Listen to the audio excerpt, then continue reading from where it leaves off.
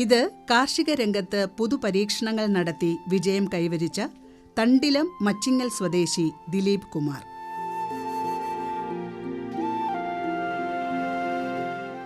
നിരവധി തവണ ചെറുതും വലുതുമായ കാർഷിക പുരസ്കാരങ്ങൾ നേടിയ കർഷകനാണ് ഇദ്ദേഹം.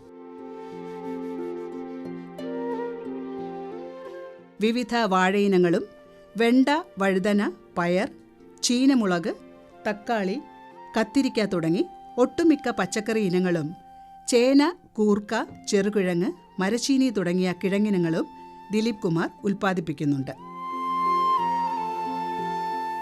കൂടാതെ ഇഞ്ചി, മഞ്ഞൾ കൃഷിയുമുണ്ട്. തണ്ണിമത്തൻ, പപ്പായ, ഡ്രാഗൺ ഫ്രൂട്ട്, ചെറുനാരങ്ങ തുടങ്ങിയവ വേറെയും. പച്ചമുളക് പറിച്ചെടുത്തതിന് ശേഷം മിച്ചം വരുന്ന മുളക് പഴുക്കുമ്പോൾ ഉണക്കിയെടുത്ത് പൊടിച്ചു നൽകുന്നു. മഞ്ഞളും ഇഞ്ചിയുമെല്ലാം മൂല്യവർദ്ധിത ഉൽപ്പന്നങ്ങളാക്കി മാറ്റുന്നു. ദിലീപ് തയ്യാറാക്കുന്ന ചുക്കിനും മഞ്ഞൾ, മുളക് പൊടികൾക്കും ആവശ്യക്കാർ ധാരാളമാണ്. കാർഷികോൽപ്പന്നങ്ങൾ പൊടിക്കുന്നതിനുള്ള യന്ത്രം കൃഷിഭവനിൽ നിന്ന് ലഭിച്ചിട്ടുണ്ട്. ഇവയ്ക്കു പുറമെ നെൽകൃഷിയും ചെയ്യുന്നു.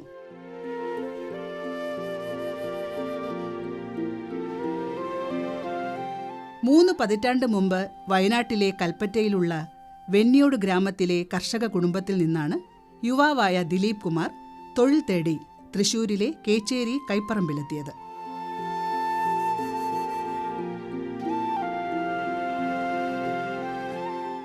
കൃഷിയെ അവഗണിച്ചിരുന്ന കാലഘട്ടമായിരുന്നു അത്.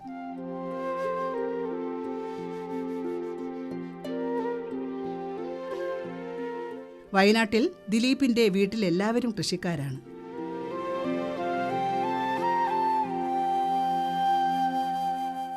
കൃഷിപ്പണിയിൽ നിന്ന് മെച്ചമില്ലാത്തതിനാൽ അമ്മാവന്റെ കൂടെ വൈരക്കൽ ചെത്തിമിനുക്കൽ പഠിക്കാനായി അച്ഛൻ രാഘവൻ അയച്ചതാണ് മകനെ.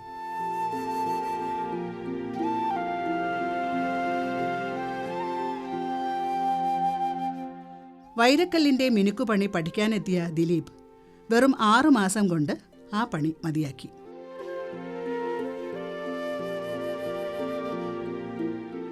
ഏതു പണിയെടുക്കാനും മടിയില്ലാത്തതിനാൽ അമ്മാവന്റെ പക്കലുള്ള കാളവണ്ടി ഓടിക്കാൻ തുടങ്ങി.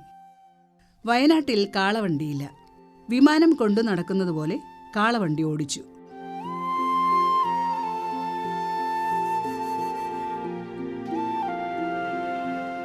മോശം പണിയാണെന്ന് തോന്നിയതോടെ 6 മാസം കൊണ്ട് ആ പണിയും മതിയാക്കി. പിന്നീട് കൃഷിയിൽ ശ്രദ്ധ കേന്ദ്രീകരിച്ച് മുന്നോട്ടു പോയി. ഒരു ടെമ്പോ ട്രാവലർ വാങ്ങി. ജീവിതത്തിന്റെ കയറ്റിറക്കങ്ങളിൽ പതറാതെ അടിയുറച്ചു നിന്നു.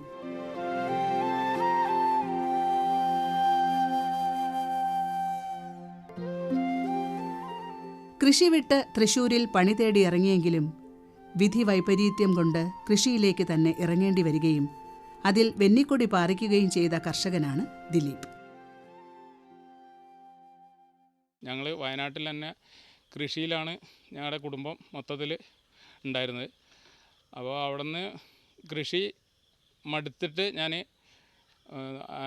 90-ൽ വയനാട്ടിൽ നിന്ന് തൃശ്ശൂർ വന്നാണ്. കൃഷിയിൽ നിന്നൊരു മാറ്റം എന്നുള്ള രീതിയിൽ വൈരക്കല്ലിൻ്റെ പണി പഠിക്കാൻ വേണ്ടിയിട്ടാണ് വന്നത്. ഇവിടെ വന്ന് ഈ കൃഷിപ്പണി ചെയ്തിട്ടുള്ള എനിക്ക് വൈരക്കല്ലിൻ്റെ പണി അത്ര ഒരു ഇഷ്ടമായിട്ട് തോന്നിയില്ല. അങ്ങനെ വീണ്ടും ഒരു 8 മാസം ഇതിന് പോയിട്ട് ബാക്കിയുള്ള സമയങ്ങളിൽ കൃഷിയിലേക്ക് തന്നെ പോയി. അങ്ങനെ കൃഷിയിൽ ഇപ്പോൾ പൂർവികമായിട്ടും കൃഷി തന്നെ ചെയ്തു പോരുകയാണ്. അതിൽ എനിക്ക് പിന്നെ 14-15 വർഷങ്ങളിൽ വേലൂർ പഞ്ചായത്തിൻ്റെ നല്ല കർഷകനുള്ള അവാർഡും 17-18 ചോനൂർ ബ്ലോക്കിൻ്റെ നല്ല കർഷകനുള്ള അവാർഡും 18-19 തൃശ്ശൂർ ജില്ലയുടെ നല്ല കർഷകനുള്ള അവാർഡും അതേ വർഷം തന്നെ സരോജിനി ദാമോദരൻ ഫൗണ്ടേഷൻ അക്ഷയശ്രീയുടെ തൃശ്ശൂർ ജില്ലയുടെ നല്ല കർഷകനുള്ള അവാർഡും ലഭിച്ചിട്ടുണ്ട്. കൃഷി രീതി എന്ന് പറഞ്ഞു കഴിഞ്ഞാൽ ഞങ്ങൾ ജൈവ രീതിയിലാണ് കൃഷി ചെയ്യുന്നത്. അതിൽ ഇപ്പോൾ ചാണകപ്പൊടി, കോഴിക്കാട്ടം, പിന്നെ ഞങ്ങൾ കടലപ്പിണ്ണാക്ക്, ശീമക്കൊന്നയുടെ ഇല അങ്ങനെയുള്ള ഇത് കൂട്ടിയിട്ടുള്ള മിശ്രിതങ്ങൾ, പിന്നെ തോലുകൾ കൂടുതലിടും, പിന്നെ വേപ്പെണ്ണ മിശ്രിതം ഉപയോഗിക്കും. അങ്ങനെയുള്ള കീടനാശിനി എന്ന് പറഞ്ഞു കഴിഞ്ഞാൽ ജൈവ രീതിയിലുള്ള മാത്രമാണ് ഉപയോഗിക്കാറ്. പച്ചക്കറികൾ ഫുള്ളായിട്ടും ആ രീതിയിലാണ് മുന്നോട്ട് പോകുന്നത്. 90-ൽ താമരശ്ശേരി ചുരമിറങ്ങി പൂരത്തിന്റെ നാട്ടിലെത്തിയ ദിലീപ് വളരെ ദുരിത വഴികൾ താണ്ടിയാണ് കാർഷിക മികവ് തെളിയിച്ചത്.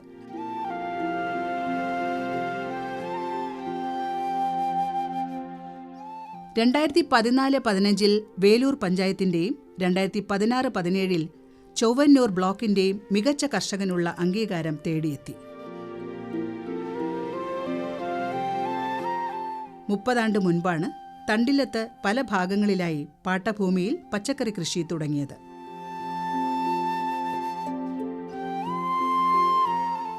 ഇപ്പോഴത് 20-ലേറെ ഏക്കറിൽ വ്യാപിച്ചു കിടക്കുന്നു. കഠിനാധ്വാനത്തിലൂടെയാണ് ഈ നേട്ടങ്ങൾ കരസ്ഥമാക്കിയത്. പച്ചക്കറികളുടെ ഒക്കെ കൃഷി രീതി എന്ന് പറഞ്ഞു കഴിഞ്ഞാൽ നമ്മൾ ആദ്യം മണ്ണ് ഒരുക്കുമ്പോൾ തന്നെ കുമ്മായിട്ട് മണ്ണ് കിളച്ച് ഒരുക്കി അതിന് തടെടുത്ത് ആ കുഴി തൈ അല്ലെങ്കിൽ വിത്ത് ചെയ്യുന്ന കുഴികളിൽ ആദ്യം ചാണകപ്പൊടി ഇടും. ആ ചാണകപ്പൊടി ഇട്ടതിന് ശേഷം അതിൽ തൈയാണെങ്കിലും വിത്താണെങ്കിലും വെച്ചതിന് ശേഷമാണ് ഞങ്ങൾ അതിൻ്റെ തുടക്കം വരുന്നത്. അത് കഴിഞ്ഞ് ഒരു 15-20 ദിവസം കഴിഞ്ഞതിന് ശേഷം ഇതിന് കോഴിവളം കൊടുത്ത് മണ്ണ് ഇട്ട് കൊടുക്കും.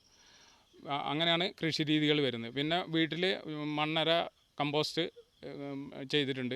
ആ മണ്ണര കമ്പോസ്റ്റ് ഉപയോഗിക്കും. അതേപോലെ തന്നെ അതിൻ്റെ വെർമി വാഷ് നമ്മൾ ഇതിന് സ്പ്രേ ചെയ്ത് കൊടുക്കും. അങ്ങനെയാണ് കൃഷി രീതികൾ.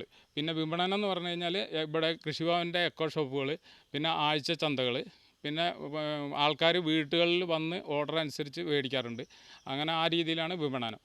പിന്നെ നാനാ രീതികൾ ഇതിൽ പച്ചക്കറികൾക്ക് ചിലതിനൊക്കെ സ്പ്രിങ്ക്ലറാണ് കൊടുക്കുന്നത്. അതായത് മുളക്, കേബേജ്, തക്കാളി അങ്ങനെയുള്ളതിനൊക്കെ സ്പ്രിങ്ക്ലറാണ് കൊടുത്തിരിക്കുന്നത്. പിന്നെ കൂർക്ക നട്ടിട്ടുണ്ട്. ആ കൂർക്കയ്ക്കും അതേപോലെ തന്നെ വേനലിൽ ചെയ്യുന്ന കൂർക്കയ്ക്ക് സ്പ്രിങ്ക്ലർ കൊടുത്തിട്ടാണ് ചെയ്യുന്നത്. പിന്നെ കുമ്പളം, വെള്ളരി, മത്തൻ, അതേപോലെ തണ്ണിമത്തൻ അതൊക്കെ ഏരിയ ആയിട്ട് നീളത്തിൽ നടന്നുകൊണ്ട് അതിന് ഡ്രിപ്പാണ് ചെയ്യുന്നത്. അപ്പോൾ ആ രീതിയിലുള്ള കംപ്ലീറ്റ് ഡ്രിപ്പും സ്പ്രിങ്ക്ലറും ആയതുകൊണ്ട് പണിയിൽ കുറവാണ്. അതുപോലെ വാഴയ്ക്ക് അതുപോലെ തന്നെ വളം കാര്യങ്ങൾ കൊടുക്കുന്നതിനൊക്കെ ഡ്രിപ്പ് കൂടെയാണ് കൊടുക്കുന്നത്. ആ രീതിയിലുള്ള കൃഷി രീതി ആയതുകൊണ്ട് പിന്നെ കുഴപ്പമില്ലാത്ത രീതിയിൽ നമ്മൾ കൃഷിയിൽ നിന്ന് ഒരു ലാഭം കണ്ടെത്തി പോകുന്നുണ്ട്. കാട്ടുപന്നി, മയിൽ, മുള്ളൻ പന്നി എന്നിവയുടെ ശല്യം വല്ലാതെയുണ്ട് ഈ പ്രദേശത്ത്.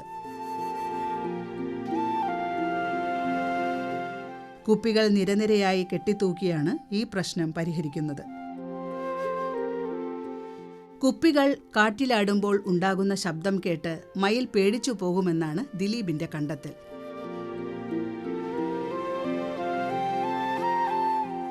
കൃഷിയിലെ പരമ്പരാഗത രീതികൾക്കൊപ്പം ആധുനിക രീതികളും സംയോജിപ്പിച്ചാണ് ദിലീപ് കുമാർ കൃഷിയിടം സജ്ജമാക്കിയിരിക്കുന്നത്.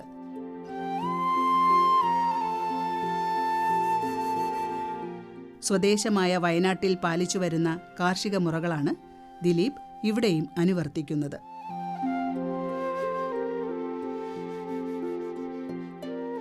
ജൈവവളം ഉപയോഗിച്ചുള്ള കൃഷിയായതിനാൽ കാർഷിക ഉൽപ്പന്നങ്ങൾക്ക് ആവശ്യക്കാർ ഏറെയാണ്.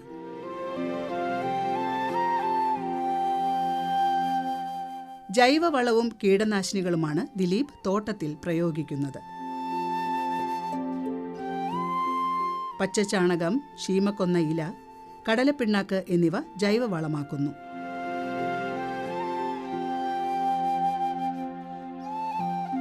കൂടാതെ കടലപ്പിണ്ണാക്ക്, മത്തി, ശർക്കര എന്നിവ ചേർത്തുണ്ടാക്കിയ ഫിഷ് അമിനോ, മണ്ണിര കമ്പോസ്റ്റ്, വെർമി വാഷ് എന്നിവയും വളമായി ഉപയോഗിക്കുന്നു. വെർമി വാഷും ജൈവവളവും 1 ലിറ്ററിന് 5 ലിറ്റർ വെള്ളം എന്ന കണക്കിൽ ചേർത്താണ് പ്രയോഗിക്കുന്നത്. ജൈവവളവും മണ്ണിരവളവും ദിലീപ് തന്നെ നിർമ്മിക്കുകയാണ്. വീട്ടിനടുത്തുള്ള മണ്ണിര കമ്പോസ്റ്റ് ടാങ്കിന് 3 പതിറ്റാണ്ട് പഴക്കമുണ്ട്. എലിയും ഉറുമ്പും ആക്രമിച്ച് ടാങ്ക് കയ്യേറാതിരിക്കാനായി ടാങ്കിന് ചുറ്റും വെള്ളം നിറച്ചിരിക്കുന്നു. ഒരു വരിയിൽ 2 വാഴകൾ വെച്ചാണ് ദിലീപിന്റെ കൃഷിരീതി. നനയും വളവുമെല്ലാം ഒരു തവണ പ്രയോഗിച്ചാൽ മതി. നേന്ത്രൻ, പൂവൻ, ഞാലിപ്പൂവൻ, റോബസ്റ്റ തുടങ്ങി 2000-ലേറെ വാഴകളുണ്ട് കൃഷിയിടത്തിൽ. ചേനയ്ക്ക് കമ്പോളത്തിൽ നല്ല ഡിമാൻഡ് ഉള്ളതിനാൽ ചേനയും നട്ടുപരിപാലിക്കുന്നുണ്ട്. നമ്മളുടെ കിഴങ്ങ് വർഗ്ഗങ്ങളിൽ പൊടിക്കിഴങ്ങ്, കാച്ചിൽ, ചേന ഇതിന് 6 മാസം തൊട്ട് 7 മാസം വരെ ആണ് അതിൻ്റെ വിളവെടുപ്പ് കാലാവധി.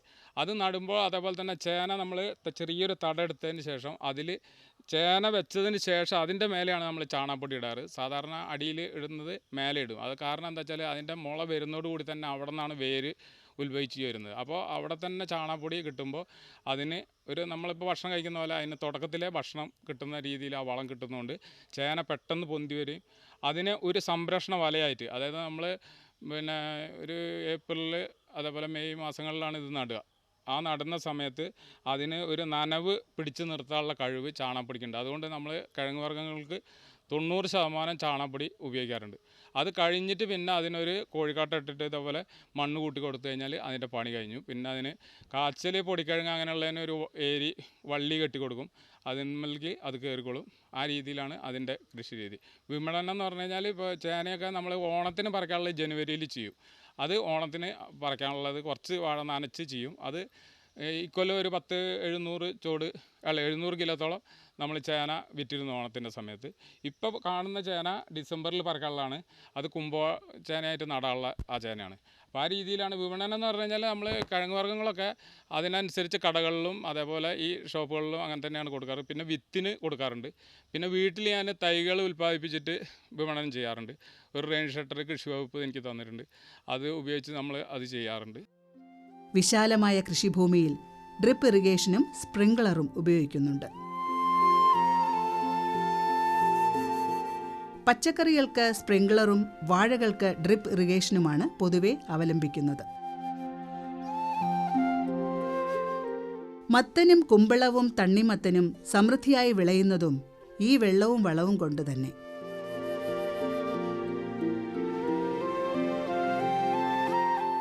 കൃഷിപ്പണിയിൽ തന്നെ സഹായിക്കാനായി വയനാട്ടിൽ നിന്നൊരു യുവാവിനെയും കൂടെ കൂട്ടിയിട്ടുണ്ട് ദിലീപ്.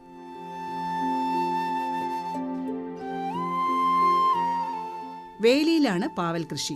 പാവലിന് പന്തലിടുന്ന ചെലവ് ലാഭം തന്നെ.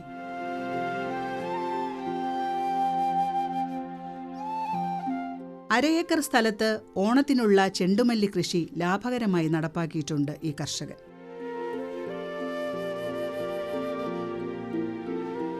പൂക്കൃഷി ലാഭകരമായതോടെ അടുത്ത ഓണക്കാലത്തിനുള്ള ചെടികളും നട്ടുപിടിപ്പിച്ചിട്ടുണ്ട്. ഇവയോടൊപ്പം തന്നെയാണ് തണ്ണിമത്തൻ കൃഷി ചെയ്യുന്നത്. ഏതു കാലത്തും ദിലീപിന്റെ കൃഷിയിടത്തിൽ 2 തരം തണ്ണിമത്തനുണ്ട്. പരീക്ഷണാടിസ്ഥാനത്തിൽ ശീതകാല പച്ചക്കറികളായ കാബേജ്, കോളിഫ്ലവർ എന്നിവയും തോട്ടത്തിൽ പരിപാലിക്കുന്നു. പരീക്ഷണാടിസ്ഥാനത്തിലാണ് ഇപ്പം ഞാൻ ശീതകാല പച്ചക്കറി എന്നുള്ള ഇതിൽ കുക്കുംബറും കാബേജും കോളിഫ്ലവറും ചെയ്തിട്ടുണ്ട്. അതിപ്പോൾ ഒരു 500 തൈ വെച്ചിട്ട് 2 ഇതും ചെയ്ത് നോക്കിയിട്ടുണ്ട്.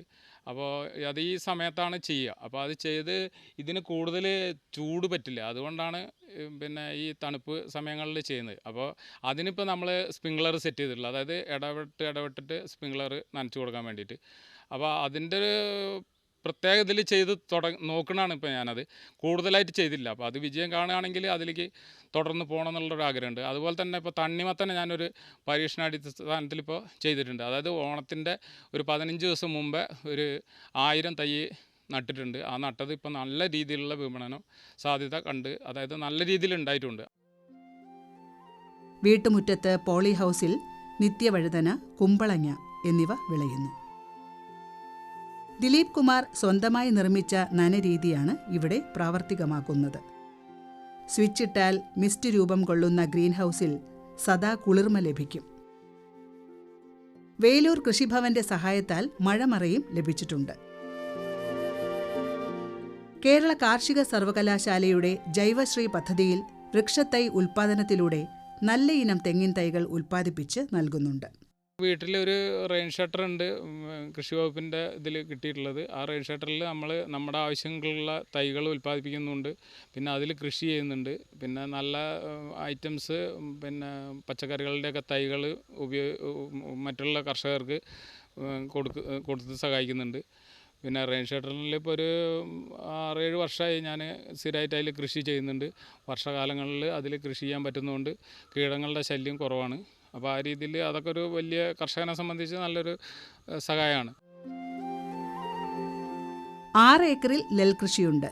ഉമ എന്ന വിത്തിനമാണ് കൃഷി ചെയ്തിരിക്കുന്നത്. ഇതിൽ 100 മേനി വിളയിച്ച് ദിലീപ് കുമാർ മികവ് തെളിയിച്ചു. ഇവിടെ ഒരു 6 ഏക്കർ സ്ഥലത്താണ് ഇപ്പം നെൽകൃഷി ചെയ്യുന്നത്. ആ നെൽകൃഷി ചെയ്യുന്നത് പറഞ്ഞു കഴിഞ്ഞാൽ എൻ്റെ ചെറുപ്പം തൊട്ടേ അച്ഛനായിട്ട് തന്നെ നെൽകൃഷിയിൽ ഞങ്ങൾ തന്നെ എല്ലാ കൃഷിയിലും അതിൽ അന്ന് ഞങ്ങൾ നെൽകൃഷി ചെയ്യുന്നുണ്ട്. അതിൽ അന്നൊക്കെ കലപ്പുണ്ട്, കന്നുകാലികളെ കൊണ്ട് പൂട്ടിയിട്ട് അതിലൊന്നൊരു വിത്ത് വയ്ക്കുക, അതേപോലെ വിതയ്ക്കുക, അങ്ങനെയൊക്കെയുള്ള രീതിയിൽ കൃഷി പഠിച്ചു പോകുന്നുള്ളതാണ്. ഇപ്പം നാടൻ നമ്മുടെ പുതിയ ടെക്നോളജി ഉപയോഗിച്ചാണ് ഇപ്പോഴത്തെ നാടും കാര്യങ്ങളൊക്കെ. ഞാനിപ്പോൾ ഇവിടെ വന്നതിന് ശേഷം ഒരു 20 വർഷമായിട്ട് നെൽകൃഷി ചെയ്യുന്നുണ്ട്. പാട്ടത്തിനടുത്തുള്ള സ്ഥലം ഒരു 5 ഏക്കറയും പിന്നെ 1 ഏക്കറ സ്വന്തമായിട്ടുള്ള സ്ഥലത്താണ് നെൽകൃഷി ചെയ്യുന്നത്. ഊമ എന്ന് പറഞ്ഞ നെൽവിത്താണ് ചെയ്യണത്. അത് നമ്മൾ പിന്നെ നിലം ഉഴുത് അത് കുമ്മായം വെതറി മണ്ണ് പാകാക്കിയതിന് ശേഷമാണ് പിന്നെ മെഷീനിൽ ഉപയോഗിച്ചിട്ടാണ് ഇപ്പോൾ നടുന്നത്. വളപ്രയോഗം എന്ന് പറഞ്ഞു കഴിഞ്ഞാൽ ഫസ്റ്റ് നടുന്നതിന് മുമ്പേ കുമ്മായിട്ട് അത് കഴിഞ്ഞിട്ട് കോഴിവളം വെതറിയതിന് ശേഷം നടും. നട്ട് കഴിഞ്ഞ് പിന്നെ വെള്ളമൊക്കെ പാകത്തിനാക്കിയതിന് ശേഷം പിന്നെ ഒരു 15 ദിവസം കഴിഞ്ഞതിന് ശേഷം ഒരു നൈട്രജൻ, യൂറിയയും പൊട്ടാഷും ബാക്ടംബോസും കൂടിയിട്ട് ചെറിയൊരു അംശം വെച്ച് കൊടുക്കും. പിന്നെ ഒരു 20 ദിവസം കഴിഞ്ഞതിന് ശേഷം 2ാം വളം കൊടുക്കും. പിന്നെ ഒരു സ്പ്രേ കൊടുക്കും. അങ്ങനെയാണ് നെൽകൃഷിയുടെ ഇത് പോകുന്നത്. ദിലീപിനെ കാർഷിക വൃത്തിയിൽ സഹായിക്കാനായി ഭാര്യ ഷേർലിയും മകൻ അശ്വത്തുമുണ്ട്.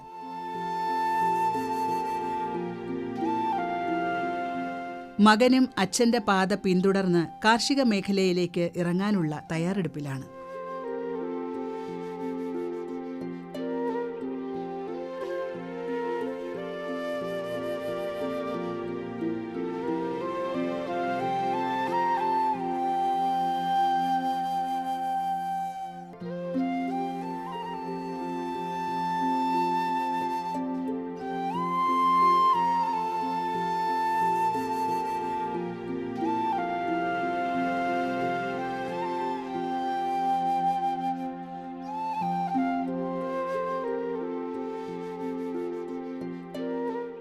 കൃഷി ദർശൻ പരിപാടിയെക്കുറിച്ചുള്ള നിങ്ങളുടെ അഭിപ്രായങ്ങളും നിർദ്ദേശങ്ങളും ഞങ്ങളെ അറിയിക്കുക. വിലാസം: ദി പ്രൊഡ്യൂസർ, കൃഷി ദർശൻ, ദൂരദർശൻ കേന്ദ്രം, Kudappanakunnu, Thiruvananthapuram 695043. Phone 0471 27318770. Email ddkrishitvm@gmail.com.